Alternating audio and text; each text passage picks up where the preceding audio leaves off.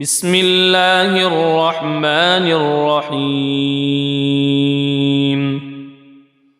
ياسين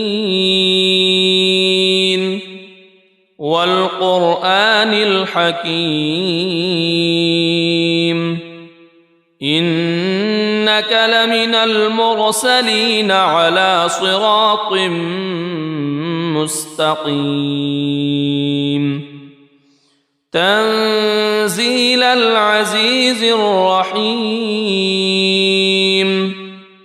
لتنذر قوما ما أنذر آباؤهم فهم غافلون لقد حق القول على أكثرهم فهم لا يؤمنون إنا جعلنا في أعناقهم أغلالا فهي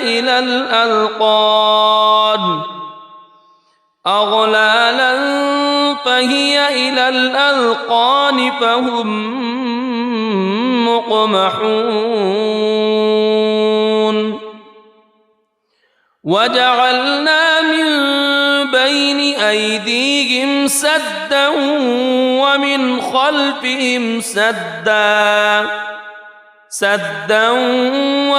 خلفهم سدا فأغشيناهم فهم لا يبصرون وسواء عليهم أأنذرتهم أم لم تنذرهم لا يؤمنون إنما تنذر من اتبع الذكر وخشي الرحمن بالغيب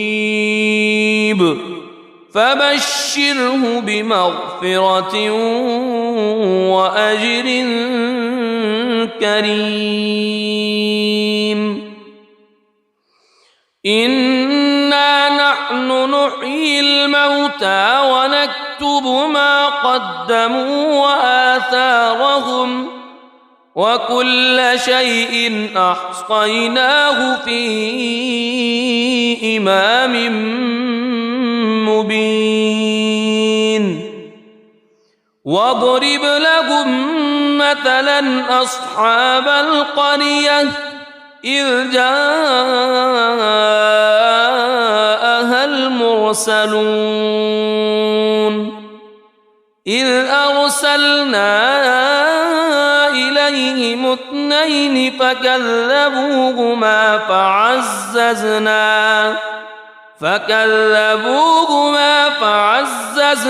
بثالث فقالوا إنا إليكم مرسلون قالوا ما أنتم إلا بشر مثلنا وما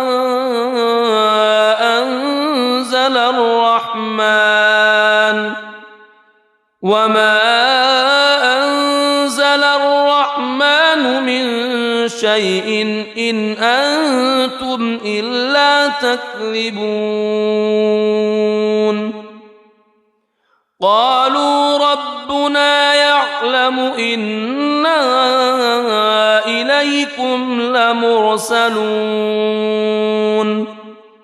وما علينا إلا البلاغ المبين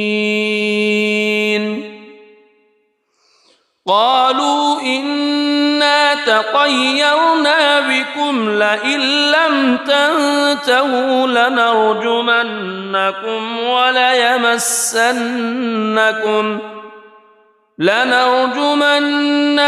وليمسنكم منا عذاب أليم قالوا طائركم معكم أئن ذكرتم بل أنتم قوم مسرفون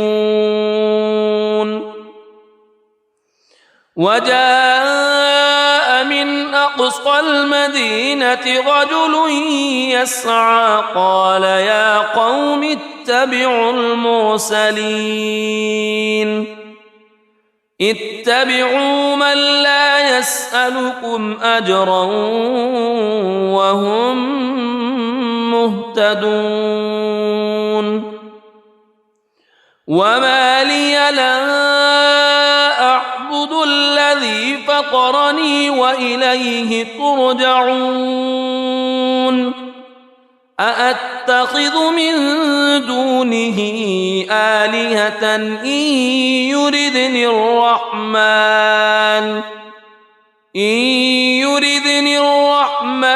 بضر لا تغن عني شفاعتهم شيئا ولا ينقذون إني إذا لفي ضلال مبين إني آمنت بربكم فاسمعون قيل ادخل الجنة قال يا ليت قومي يعلمون بما غفر لي ربي وجعلني من المكرمين وما أنزلنا على قومه من بعده من جند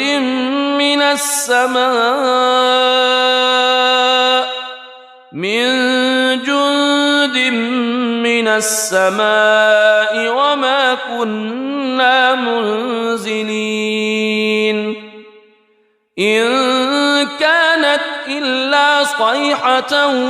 واحدة فإذا هم خامدون يا حسرة على العباد ما يأتيهم من رسول إلا كانوا به يستهزئون ألم يروا كم أهلكنا قبلهم من القرون أنهم إليهم لا يرجعون وإن كل لما جميع لدينا محضرون وآية لهم الأرض الميتة أحييناها وأخرجنا منها حبا فمنه يأكلون وجعلنا فيها جنات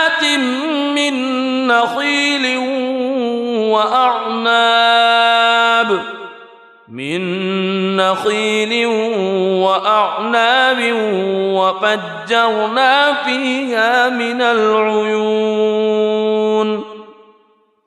ليأكلوا من ثمره وما عملته أيديهم أفلا يشكرون سبحان الذي خلق الأزواج كلها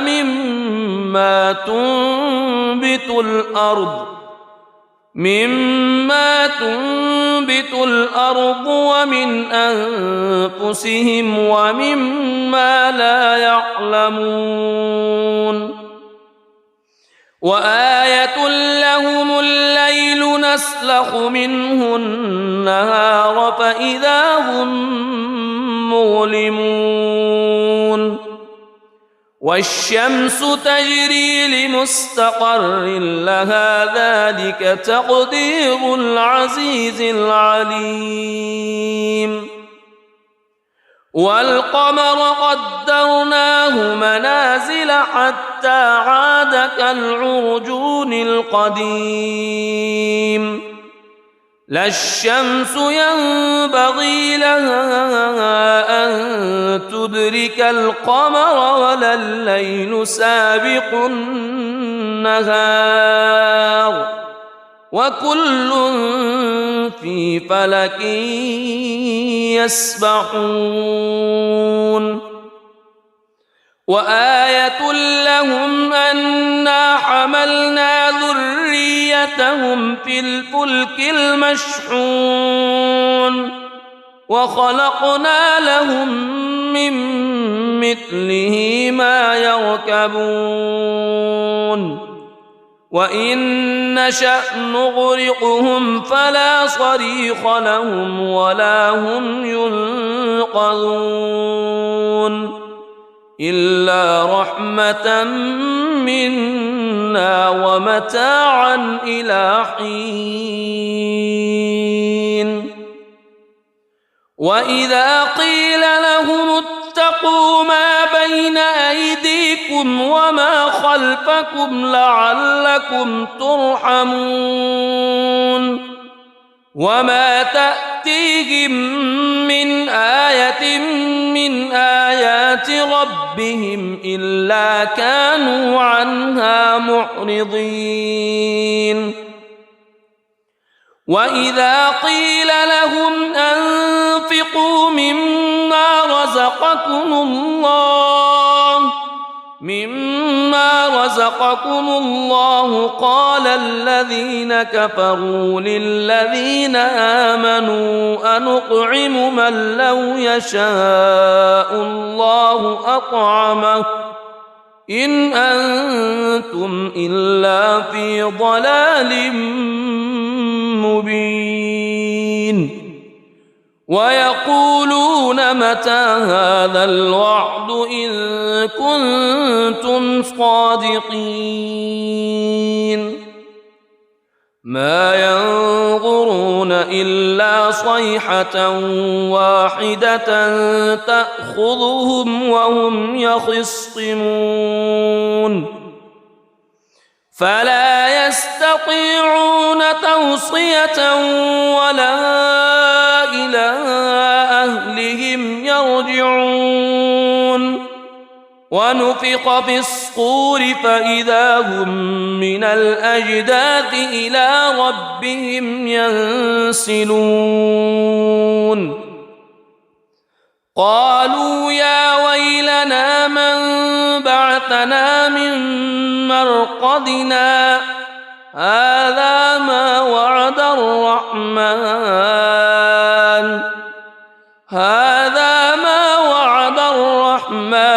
وصدق المرسلون إن كانت إلا صيحة واحدة فإذا هم جميع لدينا محضرون فاليوم لا تظلم نفس شيئا ولا تجزون إلا ما كنتم تعملون إن أصحاب الجنة اليوم في شغل فاكهون هم وأزواجهم في ظلال على الأرائك متكئون لهم فيها فاكهة ولهم ما يدعون سلام قولا من رب رحيم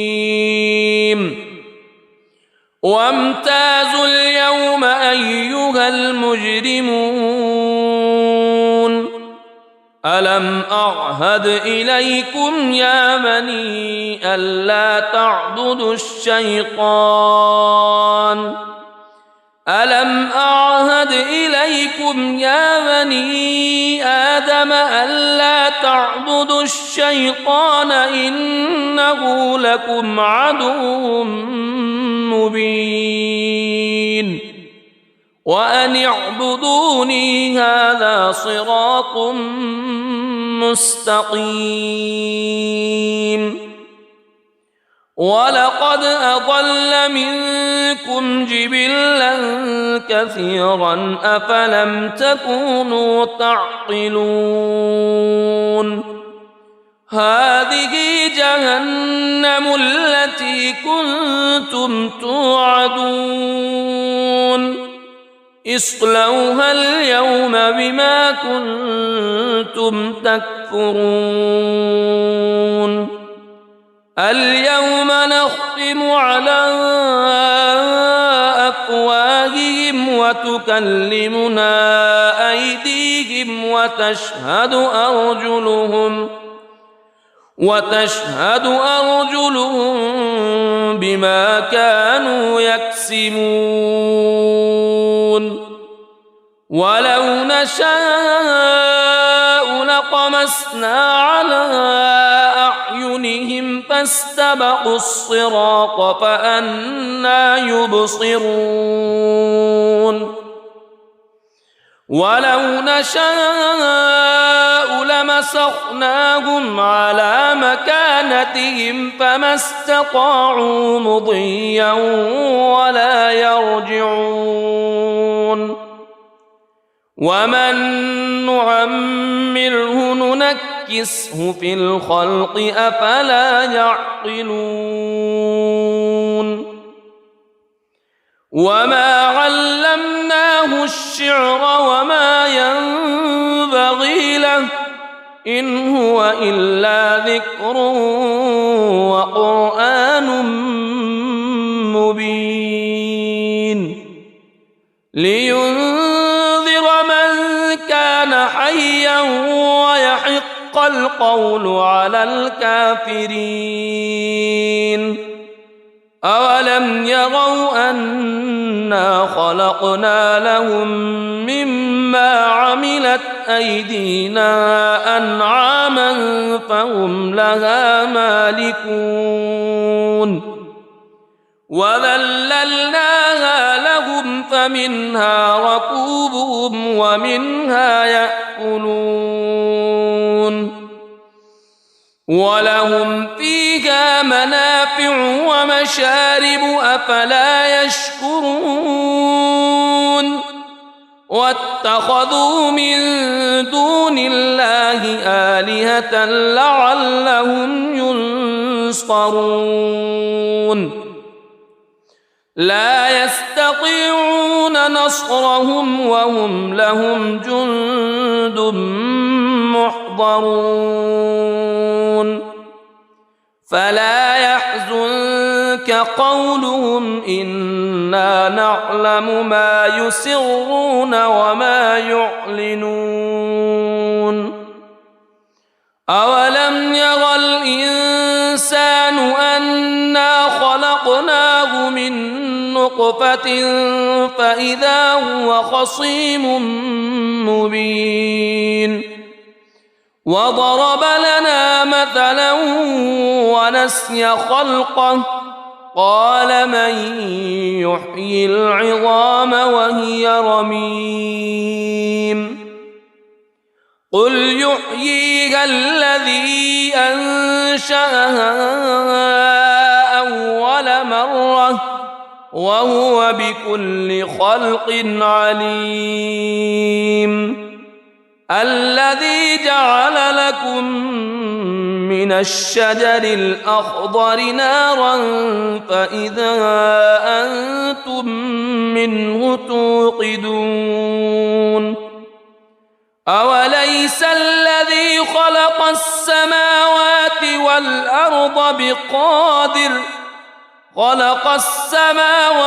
والأرض بقادر على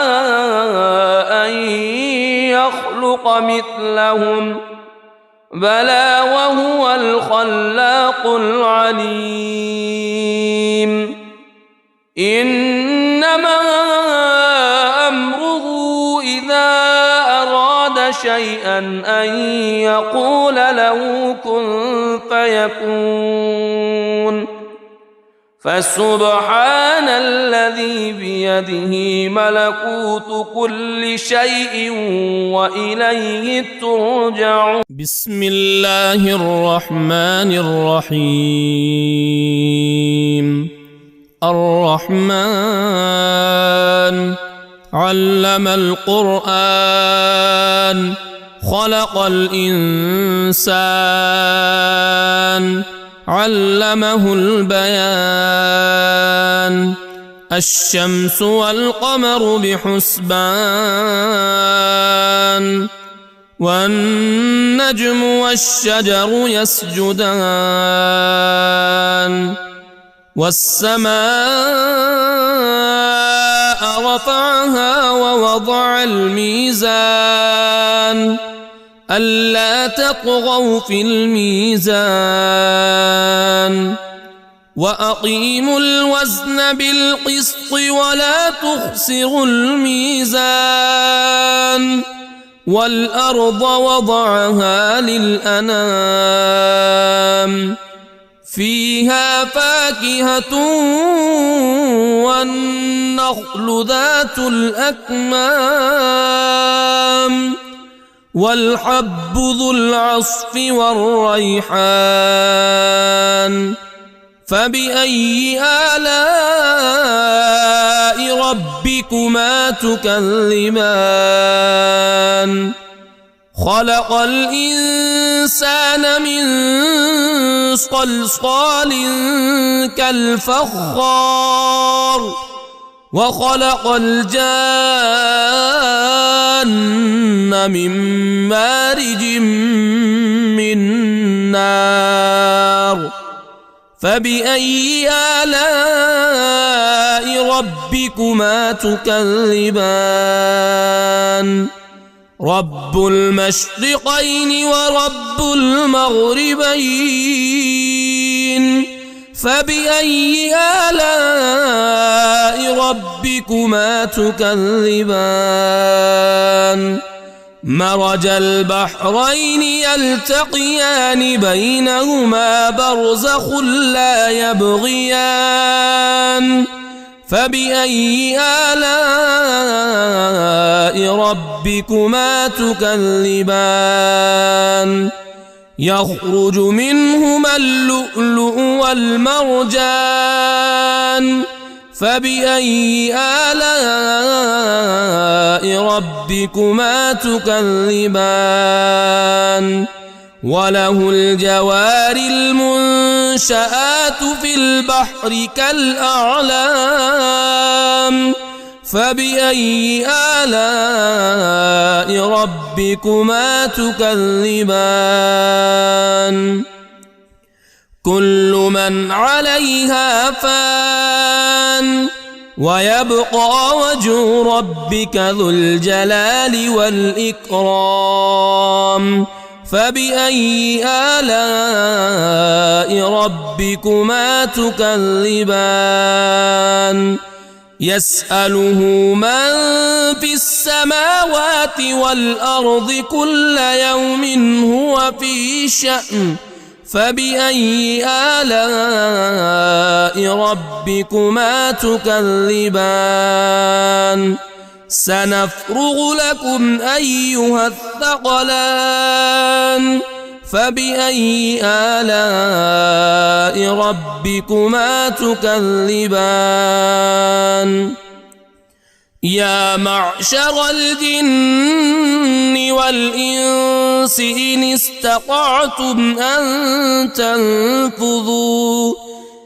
استطعتم أن تنفذوا من أقطار السماوات والأرض فانفذوا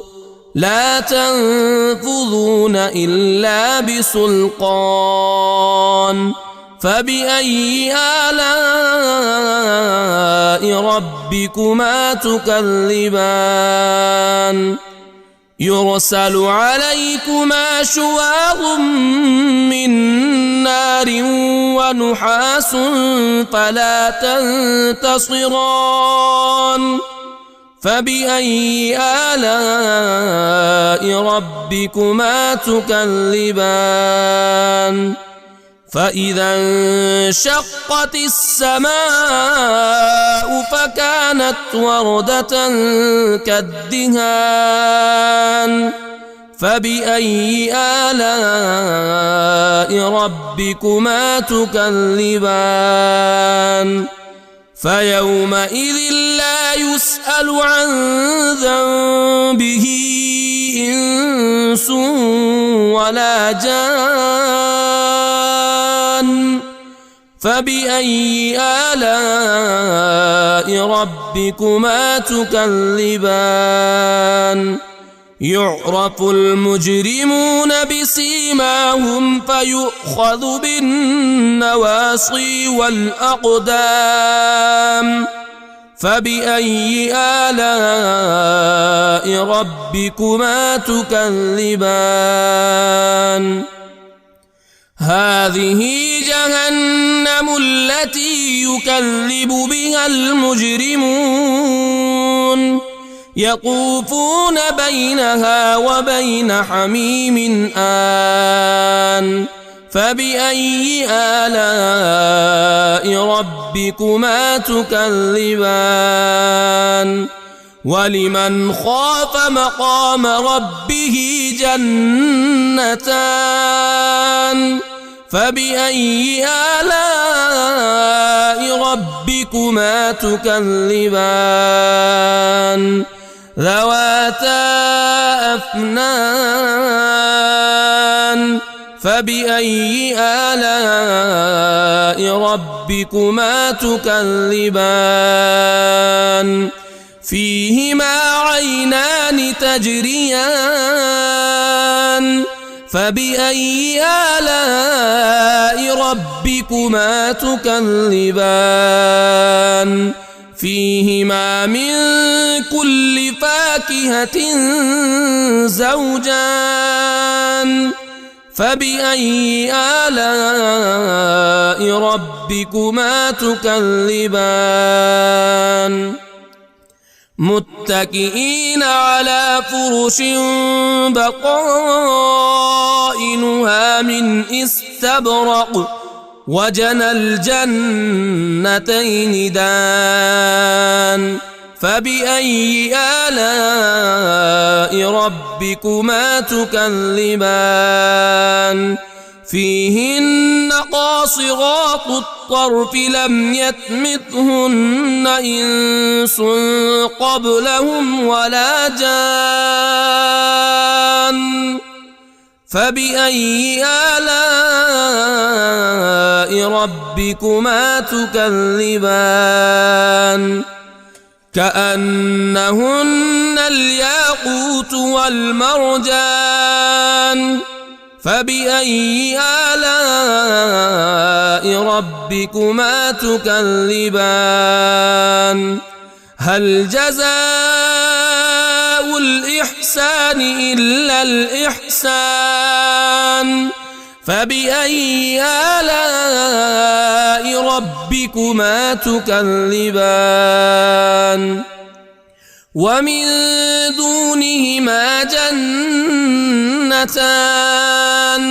فبأي آلاء ربكما تكذبان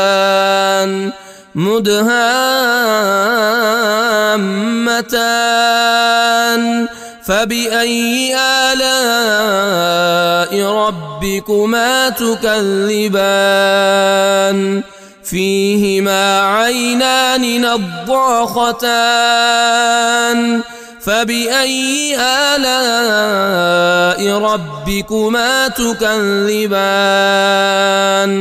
فيهما فاكهة ونخل ورمان فبأي آلاء ربكما تكذبان فيهن خيرات حسان فبأي آلاء ربكما تكذبان حور مقصورات في الخيام فبأي آلاء ربكما تكذبان لم يطمثهن إنس قبلهم ولا جان فبأي آلاء ربكما تكذبان متكئين على رفرف خضر وعبقري حسان فبأي آلاء ربكما تكذبان تبارك اسم ربك ذي الجلال والإكرام بسم الله الرحمن الرحيم ياسين والقرآن الحكيم إنك لمن المرسلين على صراط مستقيم تنزيل العزيز الرحيم لتنذر قوما ما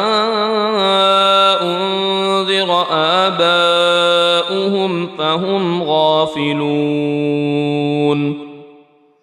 لقد حق القول على أكثرهم فهم لا يؤمنون إنا جعلنا في أعناقهم أغلالا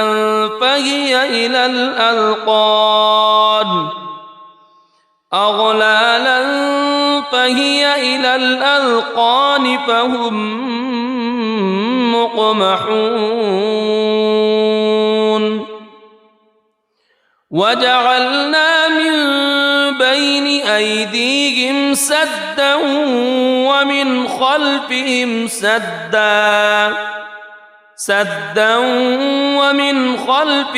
سدا فأغشيناهم فهم لا يبصرون وسواء عليهم أأنذرتهم أم لم تنذرهم لا يؤمنون إنما تنذر من اتبع الذكر وخشي الرحمن بالغيب فبشره بمغفرة وأجر كريم إنا نحن نحيي الموتى ونكتب ما قدموا وآثارهم وكل شيء أحصيناه في إمام مبين واضرب لهم مثلا أصحاب القرية إذ جاءها المرسلون إذ أرسلنا إليهم اثنين فكذبوهما فعززنا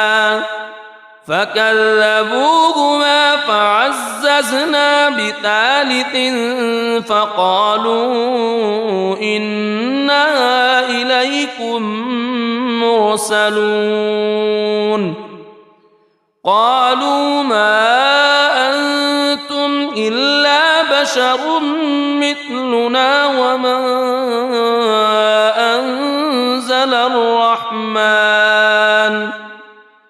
وما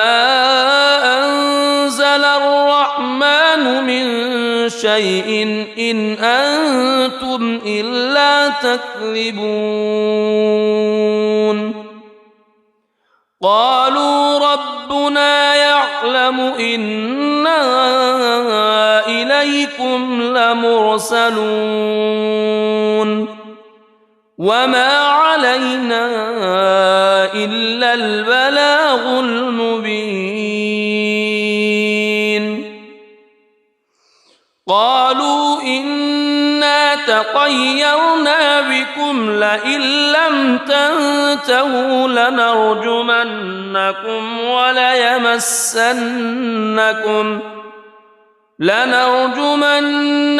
وليمسنكم منا عذاب أليم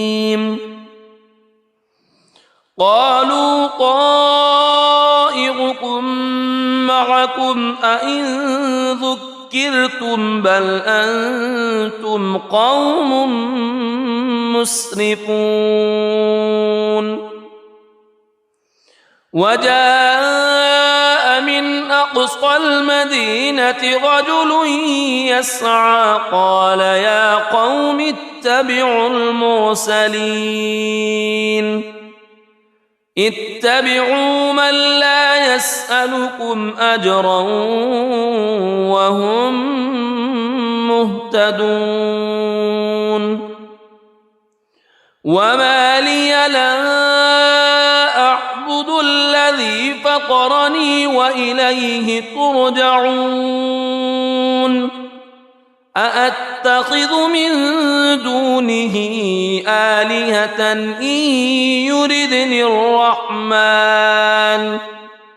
إن يردني الرحمن بضر لا تغن عني شفاعتهم شيئا ولا ينقذون إني إذا لفي ضلال مبين إني آمنت بربكم فاسمعون قيل ادخل الجنة قال يا ليت قومي يعلمون بما غفر لي ربي وجعلني من المكرمين وما أنزلنا على قومه من بعده من جند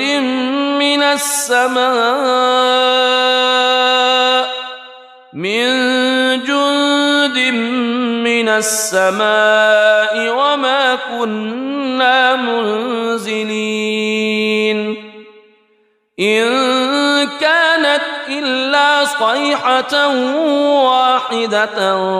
فإذا هم خامدون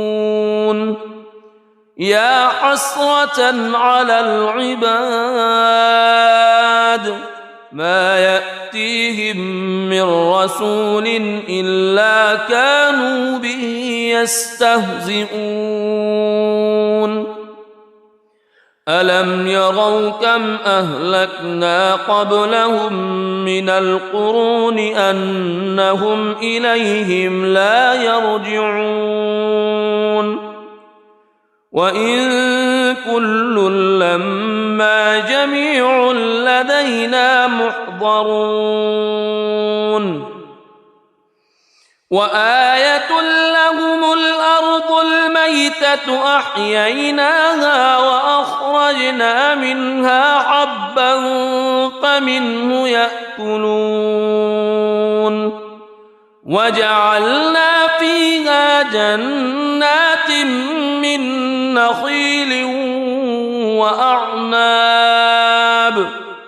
من نخيل وأعناب وفجرنا فيها من العيون ليأكلوا من ثمره وما عملته أيديهم أفلا يشكرون سبحان الذي خلق الأزواج كلها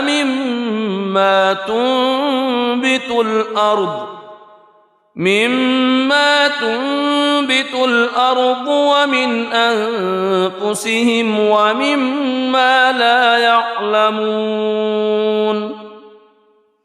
وآية لهم الليل نسلخ منه النهار فإذا هم مظلمون والشمس تجري لمستقر لها ذلك تقدير العزيز العليم والقمر قدرناه منازل حتى عاد كالعرجون القديم لا الشمس ينبغي لها أن تدرك القمر ولا الليل سابق النهار وكل في فلك يسبحون وآية لهم أنا حملنا ذريتهم في الفلك المشحون وخلقنا لهم من مثله ما يركبون وإن نشأ نغرقهم فلا صريخ لهم ولا هم ينقذون إلا رحمة منا ومتاعا إلى حين وإذا قيل لهم اتقوا ما بين أيديكم وما خلفكم لعلكم ترحمون وما تأتيهم من آية من آيات ربهم إلا كانوا عنها معرضين وإذا قيل لهم أنفقوا مما رزقكم الله قال الذين كفروا للذين آمنوا أنطعم من لو يشاء الله أطعمه إن أنتم إلا في ضلال مبين ويقولون متى هذا الوعد إن كنتم صادقين ما ينظرون إلا صيحة واحدة تأخذهم وهم يخصمون فلا يستطيعون توصية ولا إلى أهلهم يرجعون ونفخ في الصور فإذا هم من الأجداث إلى ربهم ينسلون قالوا يا ويلنا من بعثنا من مرقدنا هذا ما وعد الرحمن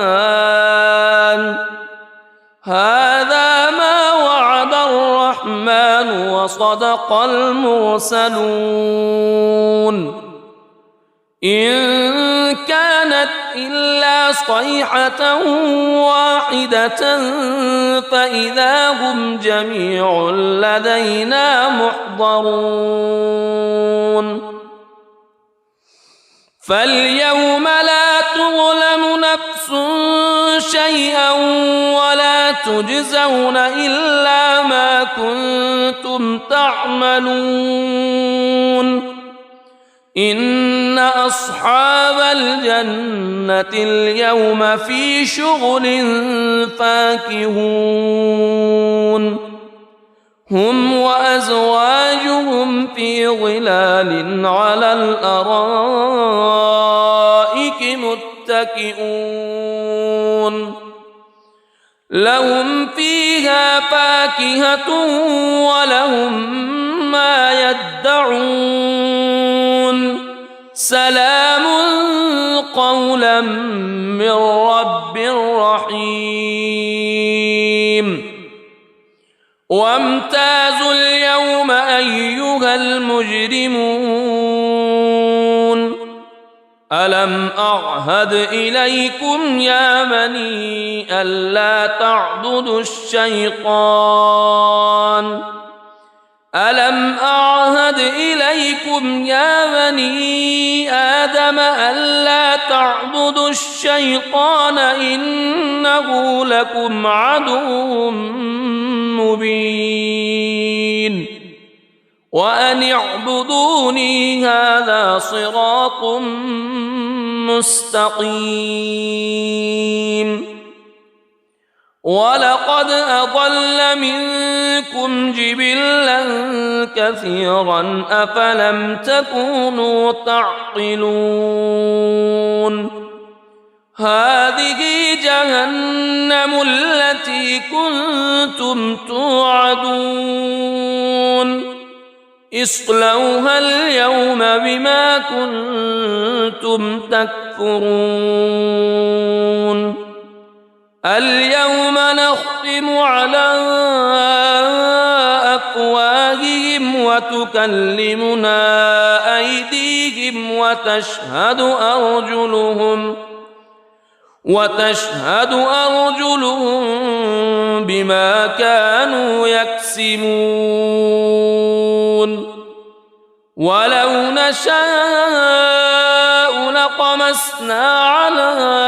أعينهم فاستبقوا الصراط فأنى يبصرون ولو نشاء لمسخناهم على مكانتهم فما استطاعوا مضيا ولا يرجعون ومن نعمره ننكسه في الخلق أفلا يعقلون وما علمناه الشعر وما ينبغي له إن هو إلا ذكر وقرآن مبين لينذر من كان حيا ويحق القول على الكافرين أولم يروا أنا خلقنا لهم مما عملت أيدينا أنعاما فهم لها مالكون وذللناها لهم فمنها ركوبهم ومنها يأكلون ولهم فيها منافع ومشارب أفلا يشكرون واتخذوا من دون الله آلهة لعلهم ينصرون لا يستطيعون نصرهم وهم لهم جند محضرون فلا يحزنك قولهم إنا نعلم ما يسرون وما يعلنون أولم ير الإنسان أنا خلقناه من نطفة فإذا هو خصيم مبين وضرب لنا مثلا ونسي خلقه قال من يحيي العظام وهي رميم قل يحييها الذي أنشأها أول مرة وهو بكل خلق عليم الذي جعل لكم من الشجر الأخضر نارا فإذا أنتم منه توقدون أوليس الذي خلق السماوات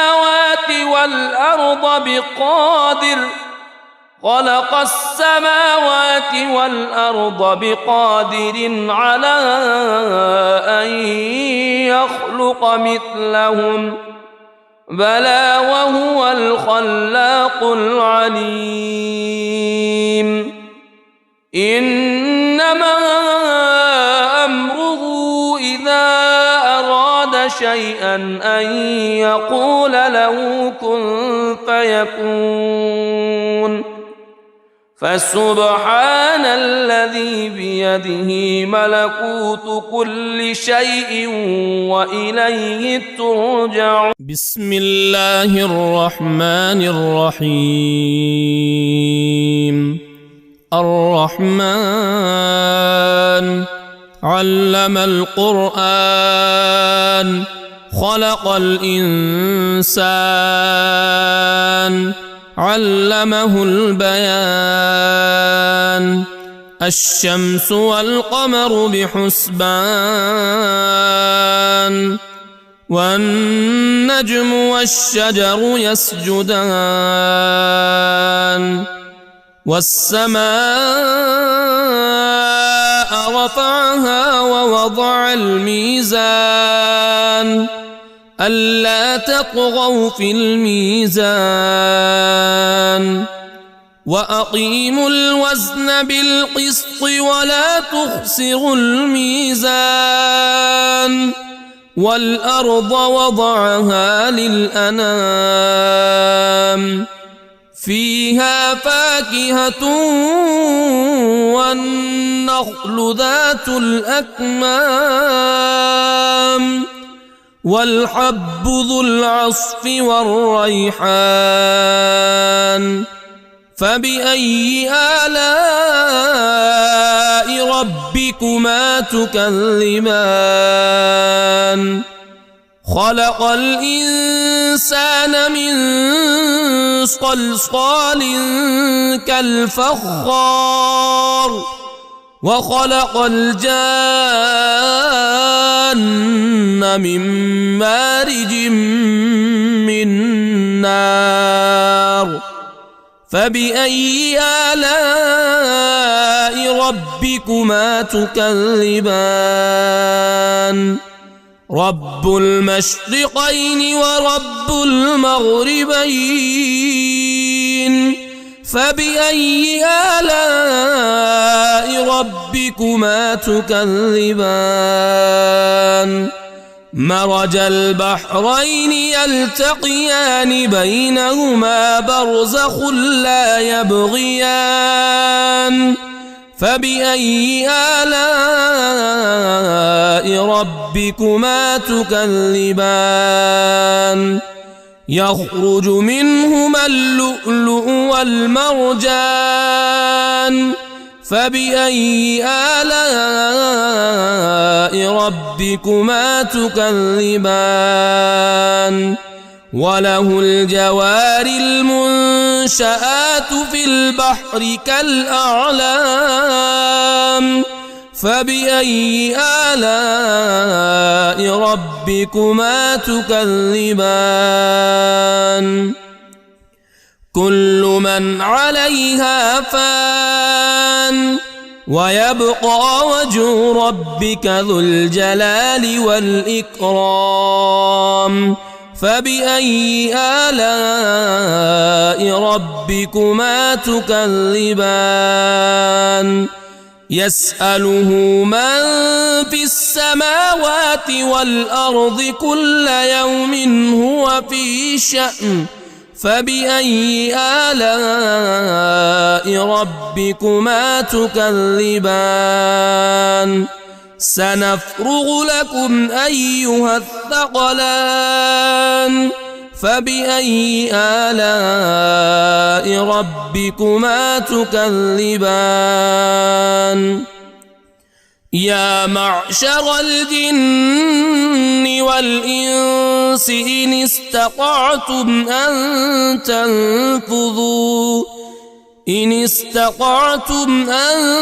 تنفذوا من أقطار السماوات والأرض فانفذوا لا تنفذون إلا بسلطان. فبأي آلاء ربكما تكذبان؟ يرسل عليكما شواظ من نار ونحاس فلا تنتصران. فبأي آلاء ربكما تكذبان فإذا انشقت السماء فكانت وردة كالدهان فبأي آلاء ربكما تكذبان فيومئذ لا يسأل عن ذنبه إنس ولا جان فبأي آلاء ربكما تكذبان يعرف المجرمون بسيماهم فيؤخذ بالنواصي والأقدام فبأي آلاء ربكما تكذبان هذه جهنم التي يكذب بها المجرمون يطوفون بينها وبين حميم آن فبأي آلاء ربكما تكذبان ولمن خاف مقام ربه جنتان فبأي آلاء ربكما تكذبان ذواتا أفنان فبأي آلاء ربكما تكذبان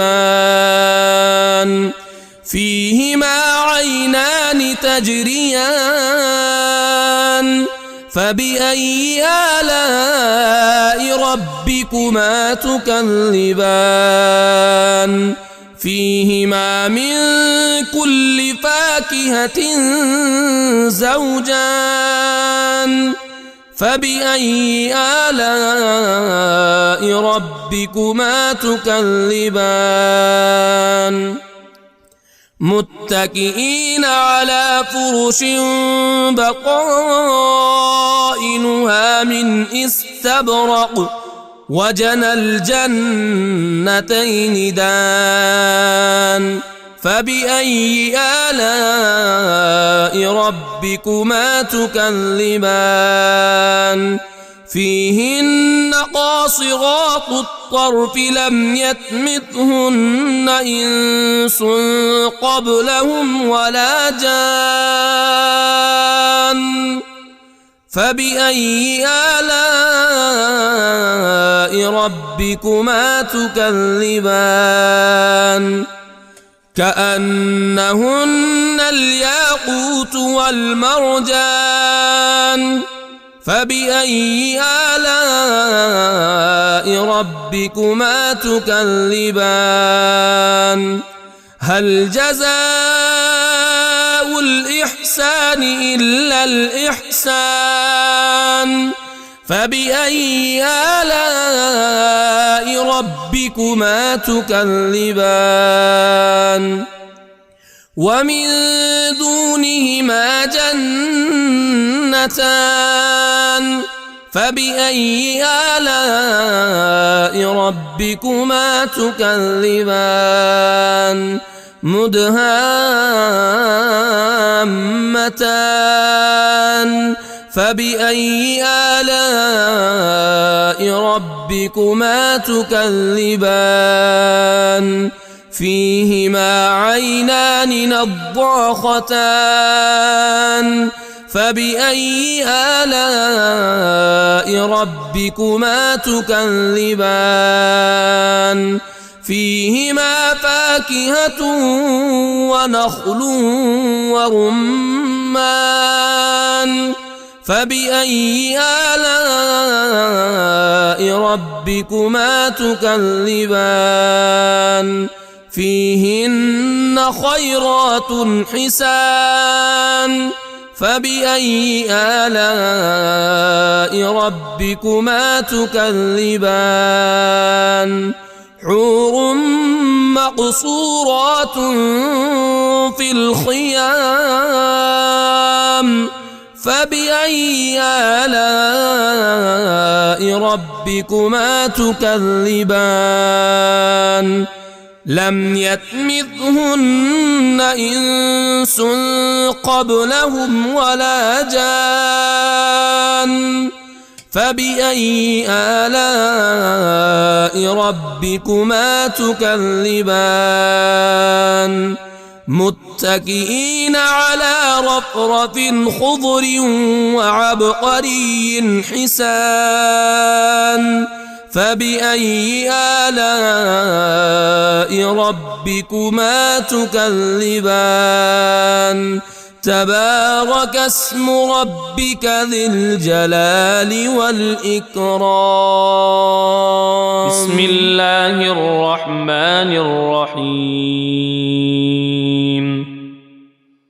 ياسين والقرآن الحكيم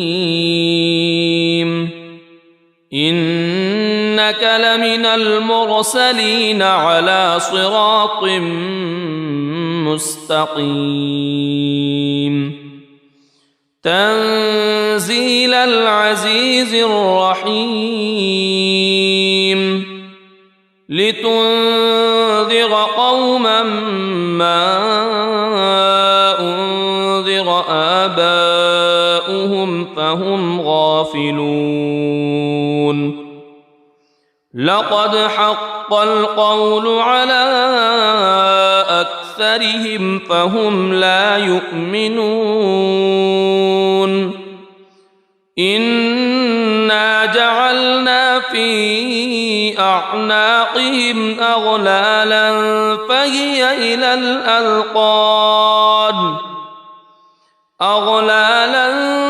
فهي إلى الأذقان فهم مقمحون وجعلنا من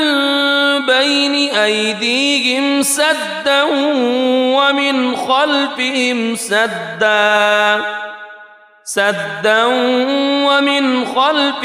سدا فأغشيناهم فهم لا يبصرون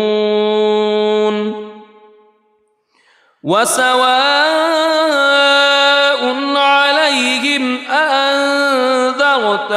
أم لم تنذرهم لا يؤمنون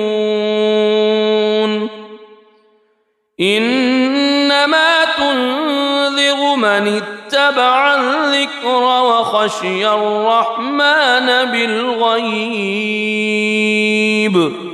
فبشره بمغفرة وأجر كريم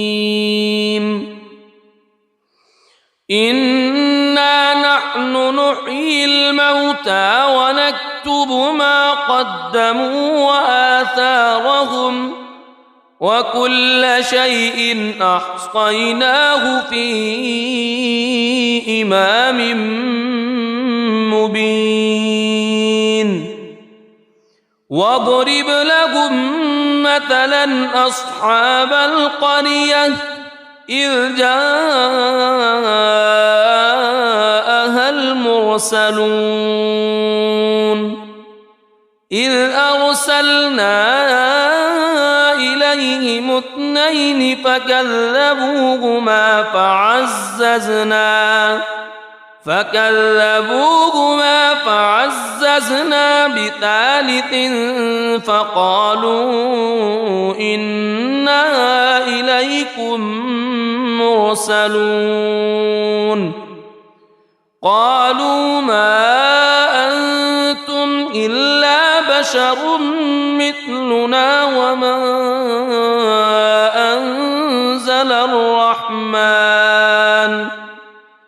وما أنزل الرحمن من شيء إن أنتم إلا تكذبون قالوا ربنا يعلم إنا إليكم لمرسلون وما علينا إلا البلاغ المبين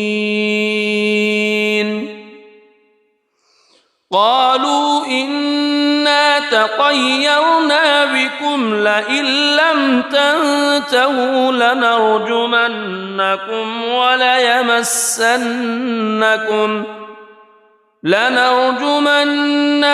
وليمسنكم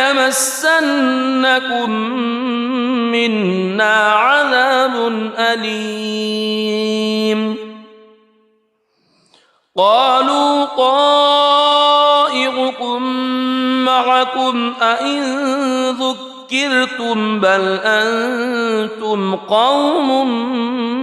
مسرفون وجاء من أقصى المدينة رجل يسعى قال يا قوم اتبعوا اتبعوا من لا يسألكم أجرا وهم مهتدون وما لي لا أعبد الذي فطرني وإليه ترجعون أأتخذ من دونه آلهة إن يردني الرحمن بضر لا تغن عني شفاعتهم شيئا ولا ينقذون إني إذا لفي ضلال مبين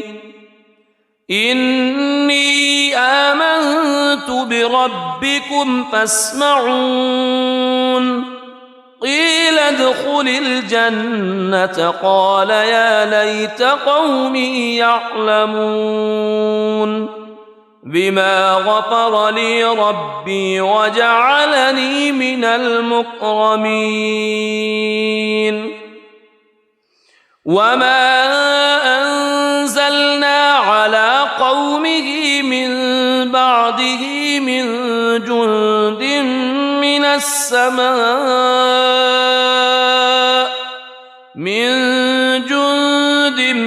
من السماء وما كنا منزلين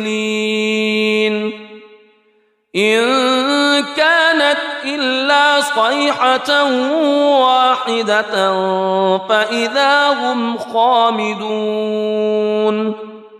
يا حسرة على العباد ما يأتيهم من رسول إلا كانوا به يستهزئون ألم يروا كم أهلكنا قبلهم من القرون أنهم إليهم لا يرجعون وإن كل لما جميع لدينا محضرون وآية لهم الأرض الميتة أحييناها وأخرجنا منها حبا فمنه يأكلون وجعلنا فيها جنات من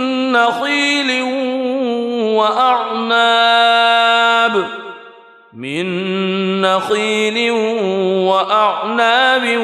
وفجرنا فيها من العيون ليأكلوا من ثمره وما عملته أيديهم أفلا يشكرون سبحان الذي خلق الأزواج كلها مما تنبت الأرض مما تنبت الأرض ومن أنفسهم ومما لا يعلمون وآية لهم الليل نسلخ منه النهار فإذا هم مظلمون والشمس تجري لمستقر لها ذلك تقدير العزيز العليم والقمر قدرناه منازل حتى عاد كالعرجون القديم لا الشمس ينبغي لها أن تدرك القمر ولا الليل سابق النهار وكل في فلك يسبحون وآية لهم أنا حملنا ذريتهم في الفلك المشحون وخلقنا لهم من مثله ما يركبون وإن نشأ نغرقهم فلا صريخ لهم ولا هم ينقذون إلا رحمة منا ومتاعا إلى حين وإذا قيل لهم اتقوا ما بين أيديكم وما خلفكم لعلكم ترحمون وما تأتيهم من آية من آيات ربهم إلا كانوا عنها معرضين وإذا قيل لهم أنفقوا مما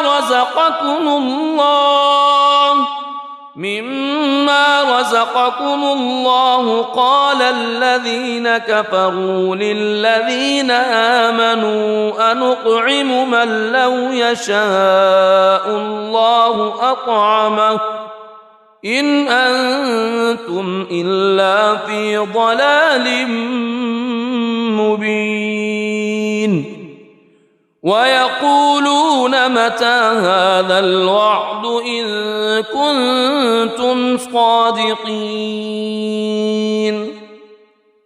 ما ينظرون إلا صيحة واحدة تأخذهم وهم يخصمون فلا يستطيعون توصية ولا إلى أهلهم يرجعون ونفخ في الصور فإذا هم من الأجداث إلى ربهم ينسلون قالوا يا ويلنا من بعثنا من مرقدنا هذا ما وعد الرحمن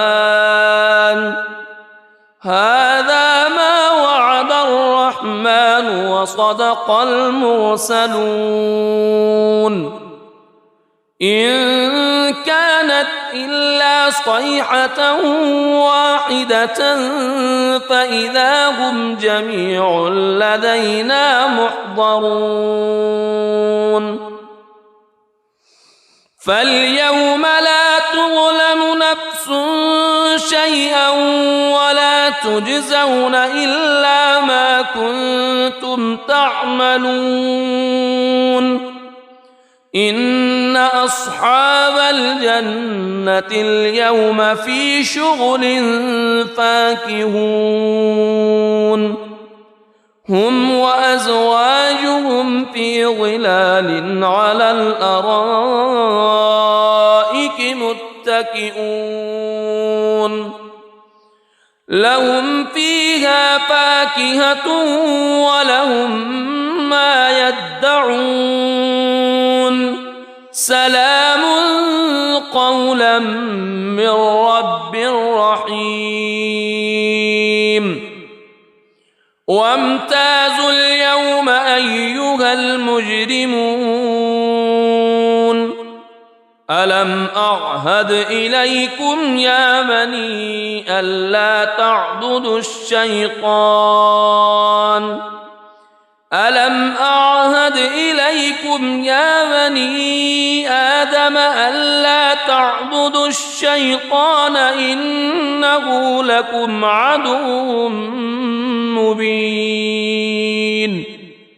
وأن اعبدوني هذا صراط مستقيم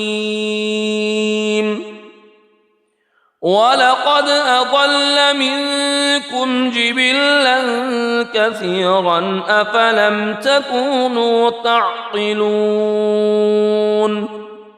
هذه جهنم التي كنتم توعدون اصلوها اليوم بما كنتم تكفرون اليوم نختم على أفواههم وتكلمنا أيديهم وتشهد أرجلهم بما كانوا يكسبون ولو نشاء لطمسنا على أعينهم فاستبقوا الصراط فأنى يبصرون ولو نشاء لمسخناهم على مكانتهم فما استطاعوا مضيا ولا يرجعون ومن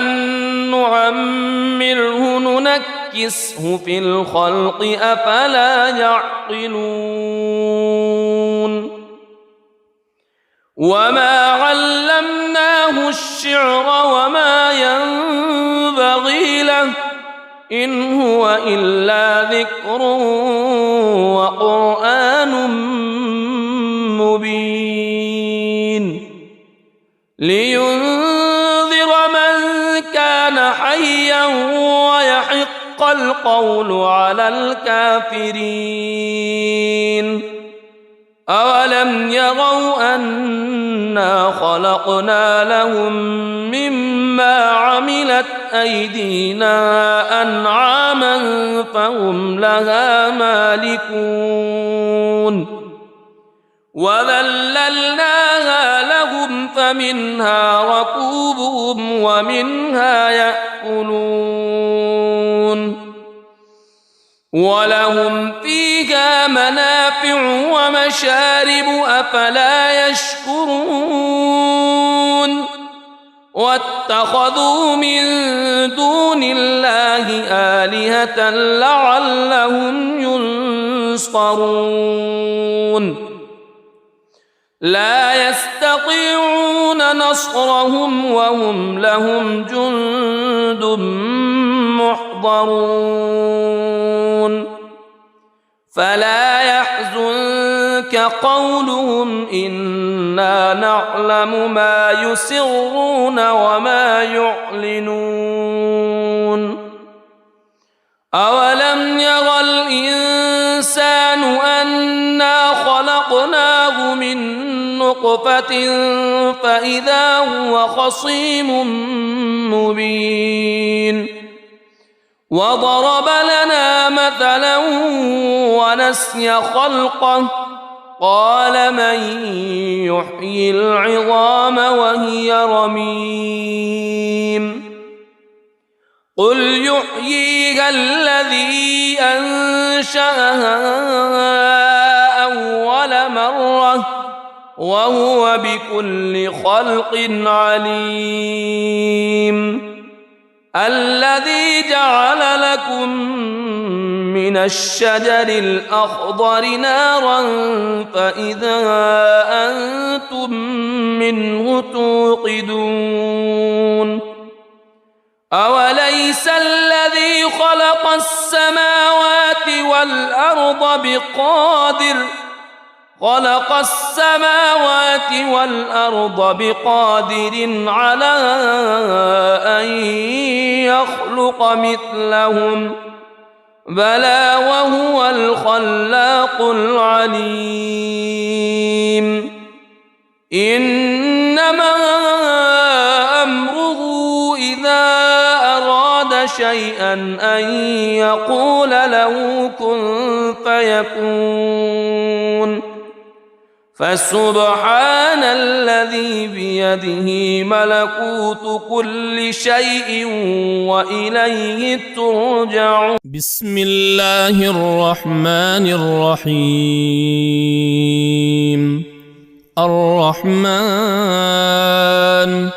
علم القرآن خلق الإنسان علمه البيان الشمس والقمر بحسبان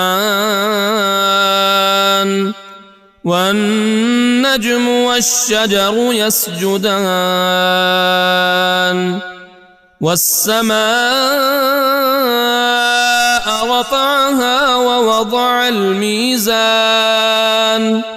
ألا تطغوا في الميزان وأقيموا الوزن بالقسط ولا تخسروا الميزان والأرض وضعها للأنام فيها فاكهة والنخل ذات الأكمام والحب ذو العصف والريحان فبأي آلاء ربكما تكذبان خلق الإنسان من صلصال كالفخار وخلق الجان من مارج من نار فبأي آلاء ربكما تكذبان رب المشرقين ورب المغربين فبأي آلاء ربكما تكذبان مرج البحرين يلتقيان بينهما برزخ لا يبغيان فبأي آلاء ربكما تكذبان يخرج منهما اللؤلؤ والمرجان فبأي آلاء ربكما تكذبان وله الجوار المنشآت في البحر كالأعلام فبأي آلاء ربكما تكذبان كل من عليها فان ويبقى وجه ربك ذو الجلال والإكرام فبأي آلاء ربكما تكذبان يسأله من في السماوات والأرض كل يوم هو في شأن فبأي آلاء ربكما تكذبان سنفرغ لكم أيها الثقلان فبأي آلاء ربكما تكذبان يا معشر الجن والإنس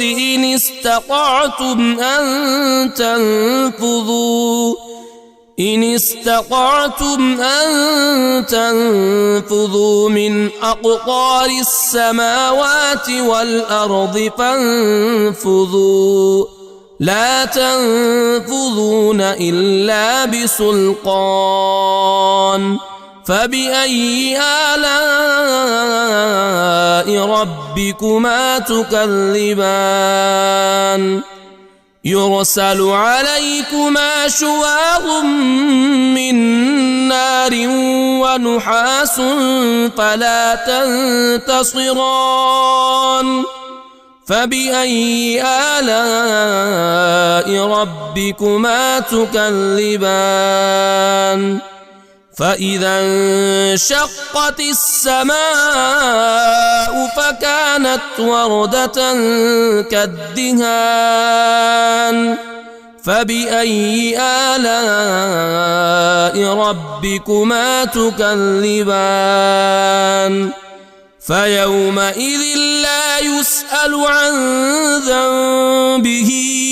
إنس ولا جان فبأي آلاء ربكما تكذبان يعرف المجرمون بسيماهم فيؤخذ بالنواصي والأقدام فبأي آلاء ربكما تكذبان هذه جهنم التي يكذب بها المجرمون يطوفون بينها وبين حميم آن فبأي آلاء ربكما تكذبان ولمن خاف مقام ربه جنتان فبأي آلاء ربكما تكذبان ذواتا أفنان فبأي آلاء ربكما تكذبان فيهما عينان تجريان فبأي آلاء ربكما تكذبان فيهما من كل فاكهة زوجان فبأي آلاء ربكما تكذبان متكئين على فرش بطائنها من استبرق وجنى الجنتين دان فبأي آلاء ربكما تكذبان فيهن قاصرات الطرف لم يطمثهن إنس قبلهم ولا جان فبأي آلاء ربكما تكذبان كأنهن الياقوت والمرجان فبأي آلاء ربكما تكذبان هل جزاء الإحسان إلا الإحسان فبأي آلاء ربكما تكذبان ومن دونهما جنتان فبأي آلاء ربكما تكذبان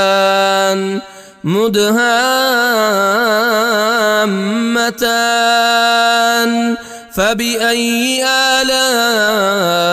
ربكما تكذبان فيهما عينان نضاختان فبأي آلاء ربكما تكذبان فيهما فاكهة ونخل